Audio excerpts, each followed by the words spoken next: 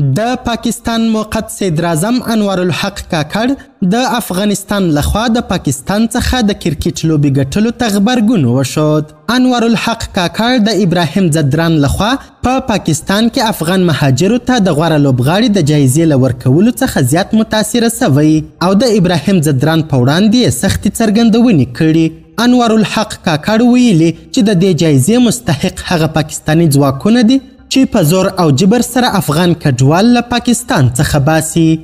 د انوار الحق کاکړ دغه څرګندونو ته افغانانو او د اسلامي امارت مشرانو سخت خبرګون ښودلی. دا چې انوار الحق کاکړ ولې دا ډول څرګندونې کړي، هغه ابراهیم ځدران ته څه وویل او په اړه د اسلامي امارت چارواکو څه ویلي، بشپړ حال را سره همدغه روانه ویډیو کې کتلی سئ. سلامونه قدرمنو لیدونکو، مشال پریس یوټیوب چینل ته مو هرکلی کوم. انوار الحق کاکړ وایي که مو له افغانستان څخه لوبه ګټلې وای، جایزه مو د بې اسناده کډوالو ویستونکو ځواکونو ته ډالۍ کوله.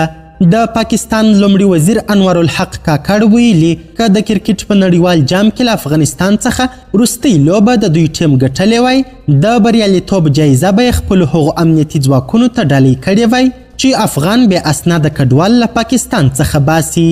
نوموړي دا خبره په یوه ټلویزیوني مرکه کې کړې ده.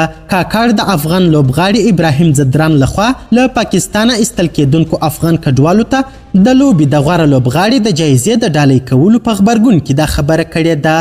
دا په داسې حال کې ده چې څو ورځې مخکې افغانستان له پاکستان څخه د کرکټ د نړیوال جام په ترڅ کې لوبه وګټله، خو لا هم دا لوبه او پایله یې تاوده بحثونه پاروي. یو تن د اسلامي امارت بانفوذه شخص جنرال مبین خان ورته په غبرګون کې لیکلي دي د پاکستان لومړی وزیر انوار الحق کاکړ باید په خپلو دغو خبرو او څرګندونو وشرمیږي. د غوره لوبغاړي جایزه یې باید IMF ته ورکړې وای ترڅو د هیواد قرض یې راکم سوی وای. جنرال مبین زیاته کړې لومړی خپل پورونه ادا کړي، بیا وروسته په خپلو منځونو کې جایزې وویشئ.